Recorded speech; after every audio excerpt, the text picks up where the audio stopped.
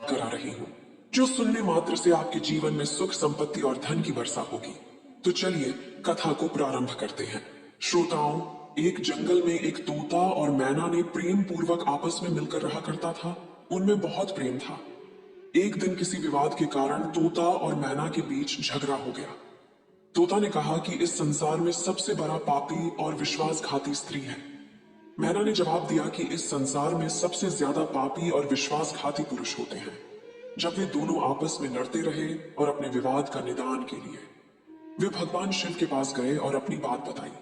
शिव जी ने तोते से कहा, तुम कैसे कह सकते हो कि संसार में स्त्री पुरुषों की अपेक्षा ज्यादा पापी और विश्वासघाती हैं? अगर आप यह कहानी सुन रहे हैं तो पूरा सुनिए। इस कथा को आधा अधूरा छोड़कर जाने की गलती मत करिएगा, क्योंकि इस पवित्र कथा को पूरा सुनने से मनचाहा फल की प्राप्ति होगी। इसलिए इस कथा को पूरा सुने। आप शिव भक्त हैं तो भोलेनाथ का अनादर ना करें। तोता बोला, प्रभु, मैं आपको एक कहानी को सुनाना चाहता हूँ, जिससे हम सबको यह साबित होगा कि स्त्री पुरुषों की अपेक्षा ज्यादा पापी और विश्वासघाती होती है। फिर भगवान शिव बोले, ठीक है, तुम कहानी सुनाओ। श्रोताओं, तब तक माता पार्वती आ जाती है और कहती है, मुझे भी यह कहानी सुननी है, मैं भी सुनना चाहती हूँ। तब भगवान शिव कहते हैं, ठीक है, बैठो। फिर तोता भगवान शिव और माता पार्वती के सामने कहानी सुनाने लगता है। एक राज्य में अग्रसेन नाम का राजा राज्य करता था। उसके पास 4 बेटे थे, जो सभी बहुत ही बहादुर और प्रतापी थे। लेकिन सबसे बड़ा बेटा, जिसका नाम चंद्रसेन था, वो न केवल प्रतापी बल्कि बहुत ही सुंदर भी था। उसकी पत्नी चंद्रप्रभा भी बहुत ही सुंदर और रूपवान थी। वह अपने आगे किसी दूसरी स्त्री को सुंदर नहीं मानती थी। एक दिन राजा अग्रसेन ने अपने बेटे चंद्रसेन को उसकी किसी बात पर नाराज होकर के राज्य से निकाल देने का आदेश दिया। राजा का यह आदेश सुनकर कि सभी इस बात से चिंतित हो गया। फिर चंद्रसेन अपने महल में गया और उदास हो गया। उधर चंद्रसेन को उदास देखकर उसकी पत्नी ने पूछा, प्राणनाथ, आप उदास क्यों हैं? आप इतना मुरझाया हुआ क्यों हैं? राजकुमार होकर भी आप इस तरह चिंतित क्यों हैं? तब चंद्रसेन सोचने लगा कि मैंने बहुत बुरा किया है और अपनी सारी बात अपनी पत्नी को बता दी। उसी समय उसकी पत्नी मूर्छित हो जाती है। फिर दासियों ने चंद्रप्रभा पर गुलाब का पानी का छिड़काव किया, तब जाकर वो होश में आ गई। अब होश में आकर चंद्रप्रभा ने अपने पति राजकुमार चंद्रसेन से कहा, आप मुझे दासी पर छोड़कर परदेश चले जाएंगे तो मैं आपके बिना कैसे जी पाऊंगी? मैं भी आपके साथ ही चलूंगी। तब राजकुमार चंद्रसेन कहता है, तुम मेरे साथ कैसे चल सकती हो? क्योंकि दूसरे राज्य में अनेक प्रकार के संकट होते हैं और तुम नर्म नाजुक महलों में रहने वाली, महलों के बिना यह कष्ट कैसे बर्दाश्त कर पाओगी? फिर तो राजकुमार चंद्रसेन की बात को सुनकर रानी चंद्रप्रभा कहती है, प्रीतम, जितने भी दुख दूसरे राज्य में आएंगे वो सब हमारे साथ होते हुए सूखी से भी अधिक सुखमय लगेंगे। महल के सुख बिना आपके जंगल के दुखों से भी अधिक डरावने लगेंगे, इसलिए मैं भी आपके साथ चलूंगी। अब तोता कहता है, प्रभु, रानी चंद्रप्रभा की आंखों में आंसू देखकर चंद्रसेन ने मन में सोचा कि वह मेरे बिना नहीं रह सकती, इसलिए मुझे इसको तड़पते हुए छोड़कर चलना सही नहीं होगा। इन सभी बातों को सोचते हुए राजकुमार चंद्रसेन अपनी पत्नी चंद्रप्रभा से कहते हैं, तुम उदास नहीं होना, हम तुम्हें साथ लेकर जाएंगे।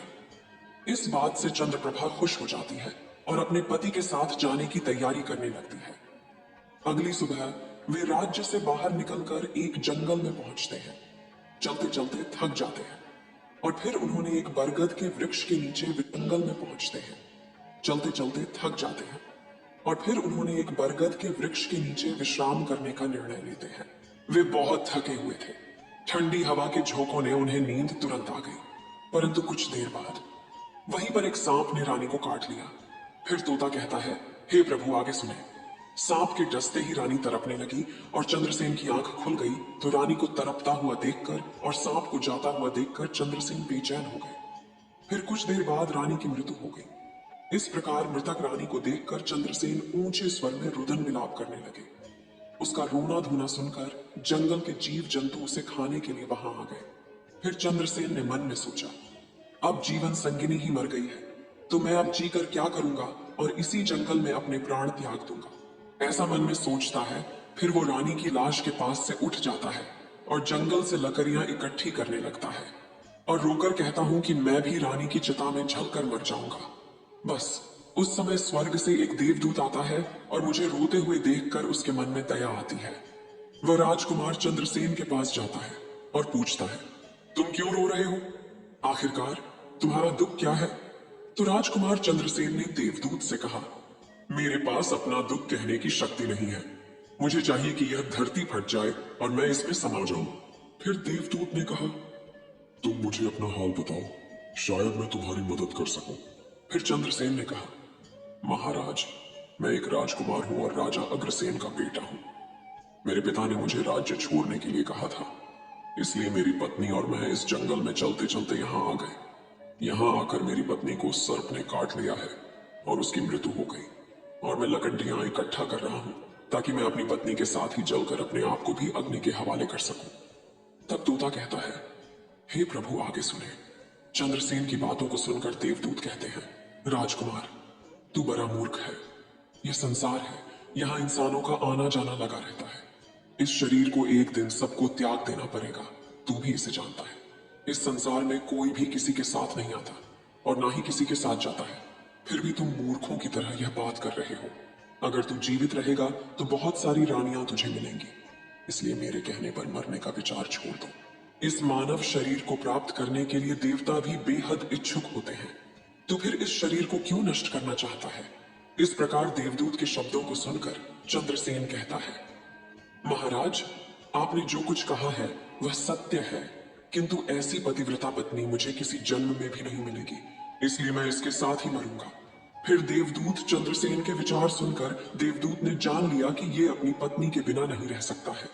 तब देवदूत ने चंद्रसेन से कहा, राजकुमार, तेरी पत्नी के जीवित करने के लिए केवल एक ही उपाय है। अब तू मेरी बात को ध्यान से सुनो। यदि तू इस उपाय को कर सकता है तो तेरी रानी जीवित हो सकती है।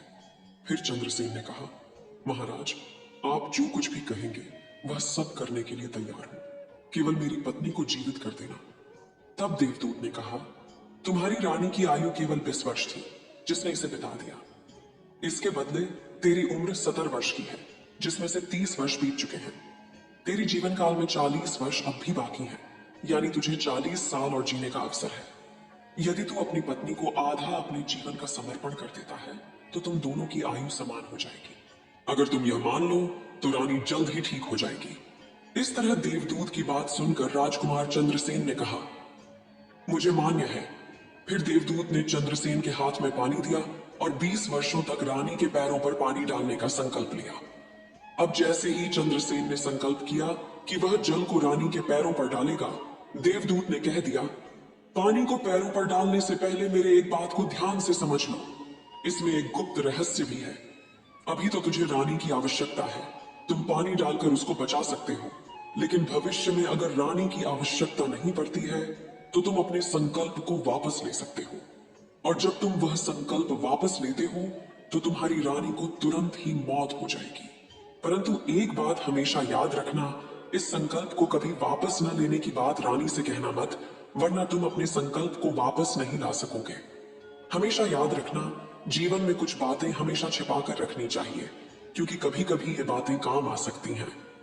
फिर तो ऐसा कहकर और उस रानी के सामने आकर वो देवदूत जो थे अंतर्ध्यान में चले गए।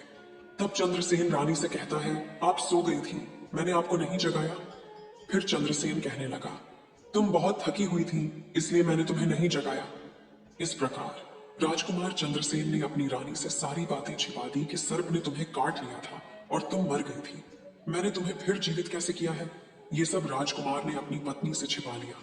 फिर तोता बोला, प्रभु। फिर वो दोनों आगे बढ़ गए। कई दिनों बाद उन्होंने एक बहुत ही सुंदर स्थान देखा। वहां पर एक फकीर की कुटिया थी। जब वे वहां पहुंचे तो उन्होंने देखा कि एक सुंदर युवक फकीर हुक्का पी रहा था। वे दोनों बहुत ही थके हुए थे, इसलिए वे फकीर के पास बैठ गए। उस समय राजकुमार ने रानी से कहा, रानी, हमें प्यास लगी है, हम कुएं पर जाकर पानी पी आते हैं। अगर तुम भी प्यासी हो तो तुम्हारे लिए भी पानी ले आते हैं।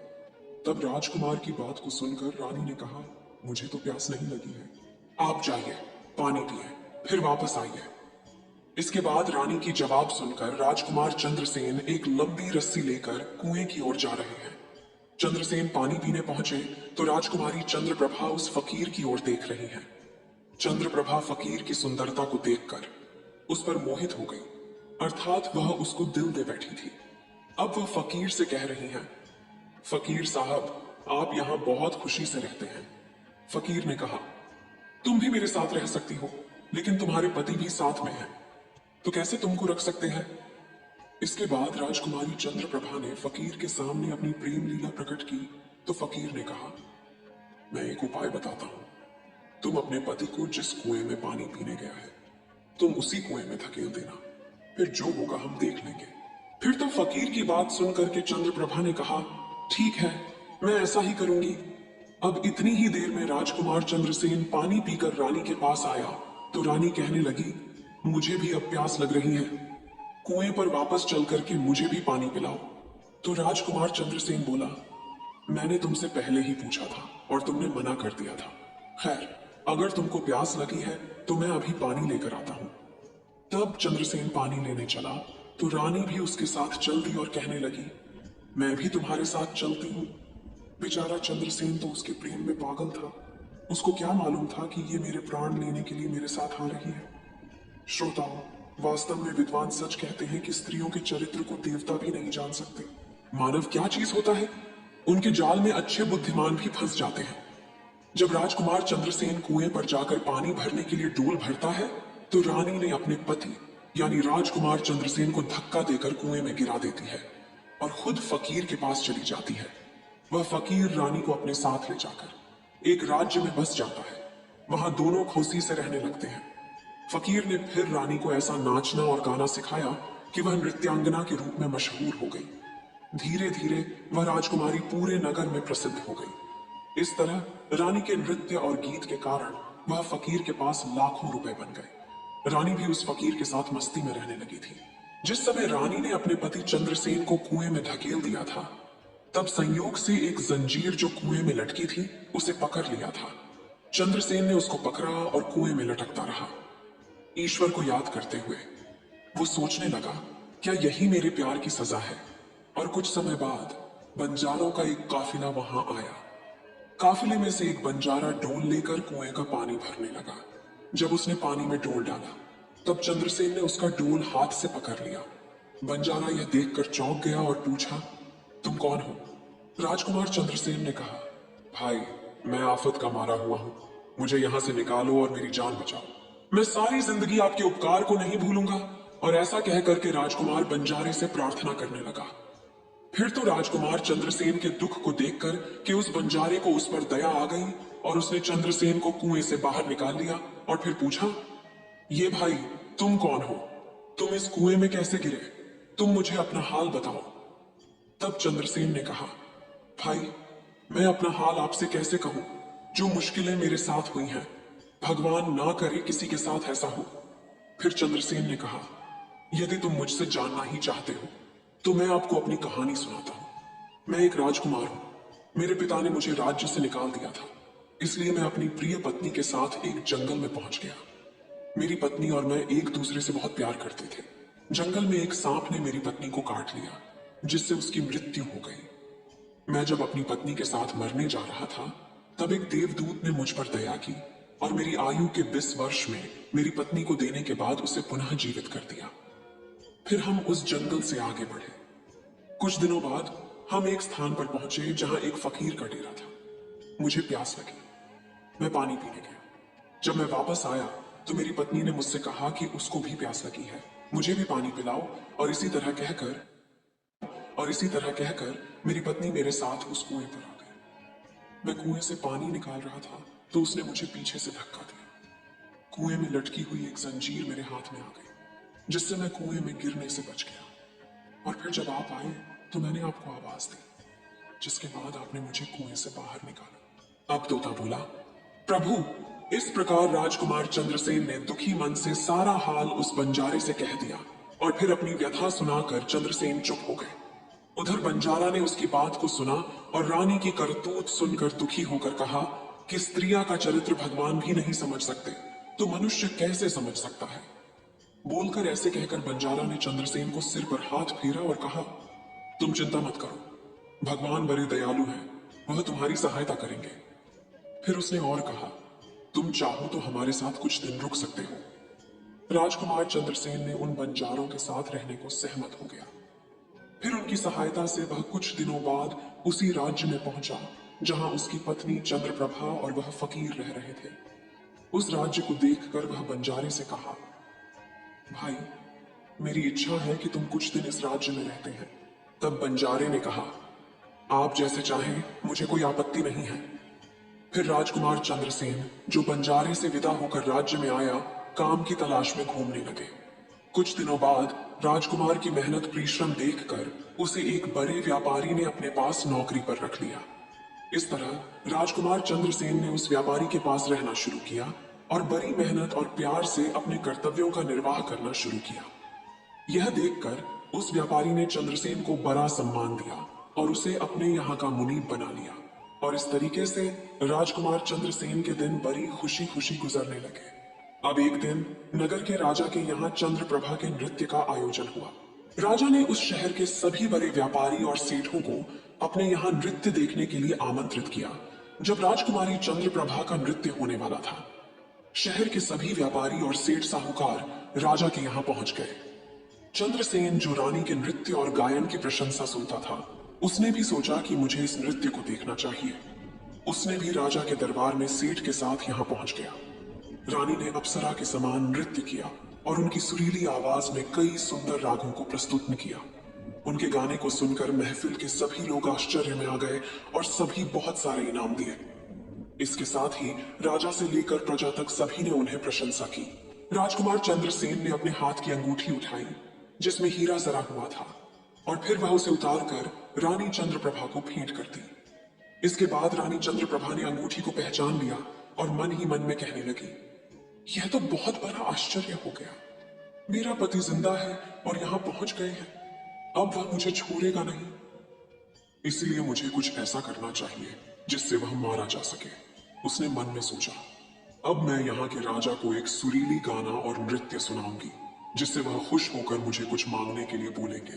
तब मैं राजा के आदेश से उन्हें मारवा दूंगी। इसके बाद राजकुमारी चंद्रप्रभा ने एक सुरीली गाना और नृत्य को सुनाई। रानी की इस बसंत की बहार को सुनकर राजा खुश हुआ। वह चंद्रप्रभा को वो बोले, मैं तुम पर बहुत खुश हूं, तुम मुझसे क्या मांगती हो? तब राजकुमारी ने कहा, अगर आप मुझसे प्रसन्न हैं तो सबसे पहले मुझे वचन दीजिए और फिर जो कुछ मैं मांगूंगी वह आप मुझे वही देंगे। फिर चंद्रप्रभा ने कहा, इस सभा में मेरे एक चोर है, कृपया उसे फांसी की सजा दें। राजा ने कहा, तुम उस चोर को मेरे सामने लाओ। रानी ने उसका हाथ पकड़ा और उसे राजा के सामने ले गई। राजा ने अपने सैनिकों को आदेश दिया कि उस चोर को जल्लादों के पास ले जाओ और उसे चोर को फांसी पर चढ़ा दो। इसी बीच चंद्रसेन का सेठ भी वहां पहुंचा। वो डरकर चंद्रसेन के पास गया और पूछा, तुमने क्या चुराया इस नर्तकी का जिसके कारण वह तुझे मारना चाहती है? चंद्रसेन ने अपने मालिक से कहा, मालिक, मैंने कुछ नहीं चुराया है। बस आप इस राजा को केवल यह बता दो कि वह मेरी दो बातें सुन ले, इससे मेरी जान बच सकेगी। अब चंद्रसेन का मालिक इसे सुनकर अपने साथी व्यापारियों और साहूकारों के पास गया और सभी ने मिलकर मशवरा किया। उन्होंने कहा, मित्रों, या तो राजा न्याय करे या हम सभी इस शहर को छोड़कर कहीं और चले जाएंगे। और इस प्रकार सभी व्यापारी राजा के पास गए और कहने लगे, राजा साहब, हमारा मुनीब निर्दोषी है, उसे मार देने की आपका आदेश है। वह कह रहा है कि वह अपनी दो बातें आपको कहना चाहता है। फिर भी आपको लगे कि उसने अपराध किया है तो उसे फांसी दे देंगे, लेकिन मेरे मरने से पहले राजा केवल मेरी दो बातों को जरूर सुने। फिर राजा ने व्यापारियों की बात सुनकर कहा, ठीक है, मुनीब को बुलाओ। चंद्रसेन को लेकर राजा के सामने लाया गया और राजा ने कहा, तुम जो कुछ कहना चाहते हो वो मेरे सामने कहो। तब राजकुमार चंद्रसेन ने कहा, महाराज, मैंने क्या दोष किया है जिसके कारण आपने मेरी हत्या का आदेश दे दिया है? फिर उसकी बात को सुनकर राजा ने कहा, तू इस नर्तकी का चोर है। तो चंद्रसेन ने कहा, नहीं महाराज, मैं इस उल्टा स्त्री का पति हूं जिसने कुएं में धकेल कर एक फकीर के साथ चली आई है। राजकुमारी चंद्रप्रभा ने समझ लिया कि बात बिगड़ रही है। तब राजा से कहती है, महाराज, मैं कुलटा हूं, यह झूठ बोल रहा है। ये कौन है? मैं इसे जानता तक नहीं। ये तो मेरा चोर है, मैं सिर्फ इतना ही जानती हूं। फिर राजकुमार चंद्रसेन ने कहा, महाराज, ठीक है, अगर यह मेरी पत्नी नहीं है तो वो सब कुछ जो मैंने रास्ते में छोड़ा था वह मेरी अमानत के रूप में वापस कर दे। फिर चंद्रसेन रानी की ओर देखे। राजकुमार ने अपनी अमानत को लौटाने की बात की तो राजकुमारी चंद्रप्रभा ने इसे स्वीकार कर लिया। तब चंद्रसेन ने कहा, अच्छा, अब तुम अपने हाथों में पानी लो, हमारा न्याय इसी सभा में वापस कर दे। फिर चंद्रसेन रानी की ओर देखे। राजकुमार ने अपनी अमानत को लौटाने की बात की तो राजकुमारी चंद्रप्रभा ने इसे स्वीकार कर लिया। तब चंद्रसेन ने कहा, अच्छा, अब तुम अपने हाथों में पानी लो, हमारा न्याय इसी सभा में होगा। पानी लेकर वह जमीन पर रखा और कहा, वह वस्तु जो मेरे पास रास्ते में दी गई थी मैं अब वापस कर रहा हूँ। रानी ने भी पानी लिया और कहा, जो वस्तु इसने मुझे रास्ते में दी थी मैं अब वापस कर रही हूँ। जैसे ही वह अपने हाथों का पानी छोड़ा, रानी के प्राण छूट गए। यह दृश्य देखकर वहां के लोग हैरान रह गए। तो राजा ने यह देख चिंतित होकर चंद्रसेन से कहा, यह क्या हो गया, बताओ मुझे सच्चाई। तब राजकुमार चंद्रसेन ने अपनी कहानी शुरू की, अपने जीवन की सब घटनाओं को खुलकर बताते हुए उसके देश निकाले जाने से लेकर अब तक के सभी घटनाओं को सुनाया।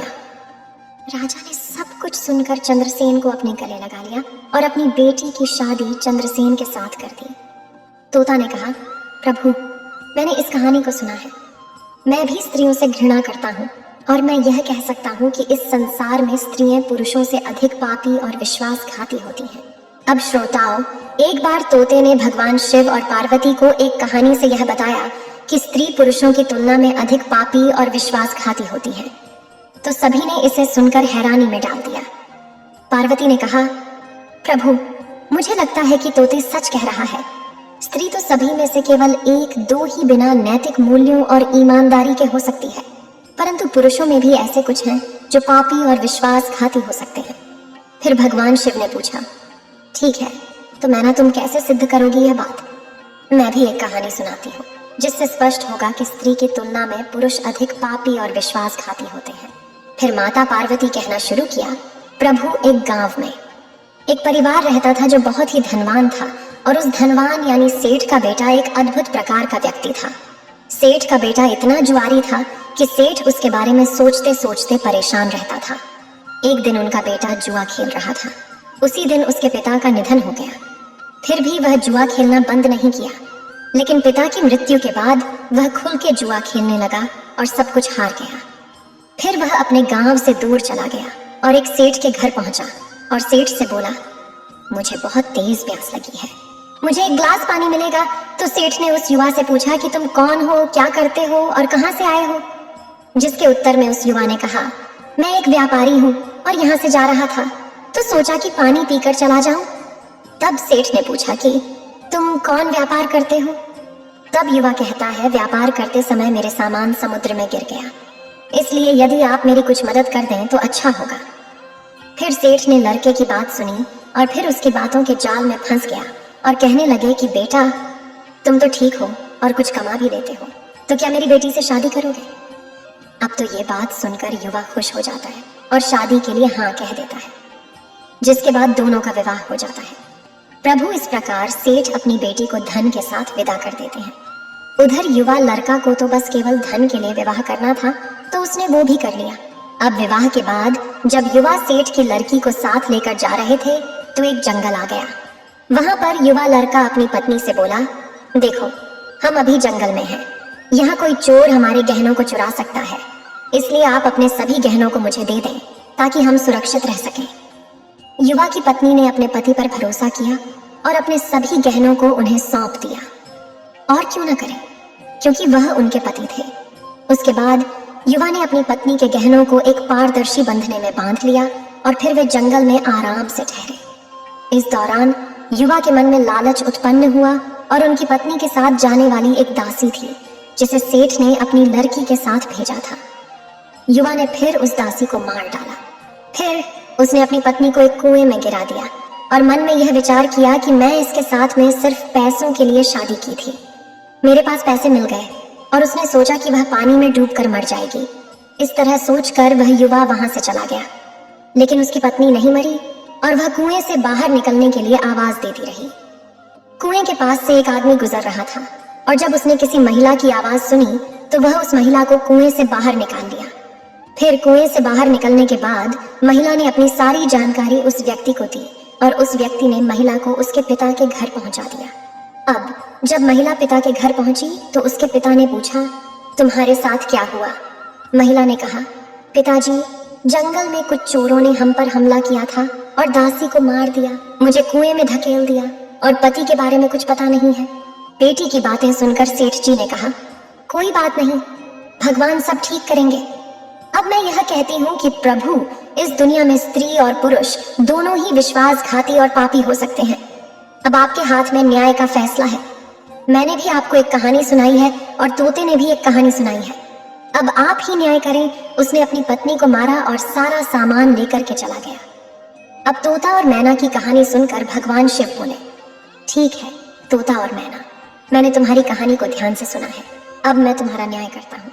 सच में इस संसार में स्त्री और पुरुष के बीच ज्यादा पापी या विश्वासघाती कौन होता है, ये मेरे लिए स्पष्ट है।